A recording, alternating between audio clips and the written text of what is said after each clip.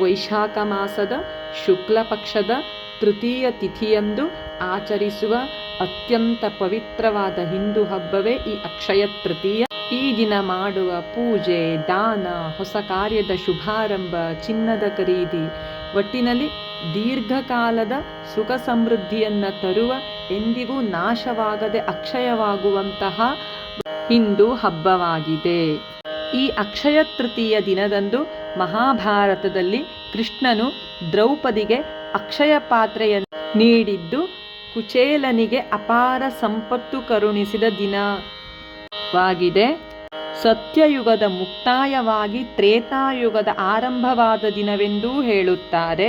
ಜೈನ ಧರ್ಮದ ಮೊದಲ ತೀರ್ಥಂಕರ ಋಷಭನಾಥರು ತಮ್ಮ ಕಠಿಣ ಉಪವಾಸವನ್ನು ತ್ಯಜಿಸಿ ಕಬ್ಬಿನ ಹಾಲನ್ನು ಸೇವಿಸುವುದರ ಮೂಲಕ ಉಪವಾಸವನ್ನು ಮುಕ್ತಾಯಗೊಳಿಸಿದ ದಿನ ಎಂಬ ಪ್ರತೀತಿಯೂ ಇದೆ.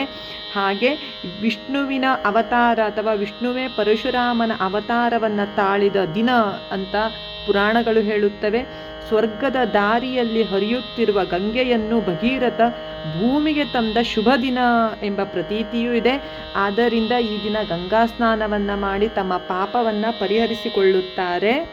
ಸಂಪತ್ತಿನ ದೇವತೆಯಾದ ಲಕ್ಷ್ಮಿ ಮತ್ತು ಭಗವಾನ್ ವಿಷ್ಣುವನ್ನು ಪೂಜಿಸುವುದರ ಜೊತೆಗೆ ಕುಬೇರನ ವಿಗ್ರಹವನ್ನು ಈ ದಿನ ಪೂಜಿಸುತ್ತಾರೆ. ಹೊಸ ಉದ್ಯಮ, ವ್ಯಾಪಾರ, ವ್ಯವಹಾರ, ಮದುವೆ, ಗೃಹ ಪ್ರವೇಶ, ವಾಹನ ಖರೀದಿ ಇಂಥವುಗಳಿಗೆ ಈ ದಿನ ಉತ್ತಮವಾದ ದಿನವಾಗಿದೆ. ಯಾವುದೇ ರೀತಿಯ ಶುಭ ಕಾರ್ಯಕ್ಕೆ ಈ ದಿನ ಮುಹೂರ್ತವನ್ನು ನೋಡಬೇಕೆಂದಿಲ್ಲ, ಏಕೆಂದರೆ ಪ್ರತಿ ಕ್ಷಣವೂ ಶುಭವಾಗಿರುತ್ತೆ, ಅಕ್ಷಯವಾಗಿರುತ್ತೆ.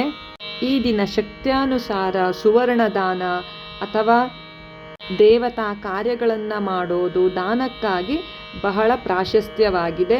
ಇನ್ನು ವೈಜ್ಞಾನಿಕವಾಗಿ ಈ ದಿನ ಕೋಸಂಬರಿ, ಪಾನಕ, ಮಜ್ಜಿಗೆ ಇವುಗಳನ್ನು ದಾನ ಮಾಡಬಹುದು. ಯಾಕೆಂದರೆ ಈಗ ಬೇಸಿಗೆ ಅಲ್ವಾ, ತಂಪಿಗೆ ಅಥವಾ ದಾಹಕ್ಕೆ ಹಸಿದವರಿಗೆ ಈ ಆಹಾರವನ್ನು ಕೂಡ ದಾನ ಮಾಡಬಹುದು. ಆದ್ದರಿಂದ ನಿಮ್ಮ ಜೀವನದ ಸುಖ, ಶಾಂತಿ, ಆರೋಗ್ಯ, ನೆಮ್ಮದಿ ಇವೆಲ್ಲವೂ ಕೂಡ ಅಕ್ಷಯವಾಗಲಿ. ಚಿನ್ನವನ್ನು ಖರೀದಿಸುವ ಭರದಲ್ಲಿ ಚಿನ್ನದಂಥ ನಿಮ್ಮ ಸದ್ಗುಣಗಳು ಈ ದಿನ ಅಕ್ಷಯವಾಗಲಿ ಅಂತ ಹೇಳೋಕೆ ಇಷ್ಟಪಡ್ತೀನಿ. ಇದಕ್ಕೆ ನೀವೇನಂತೀರಾ?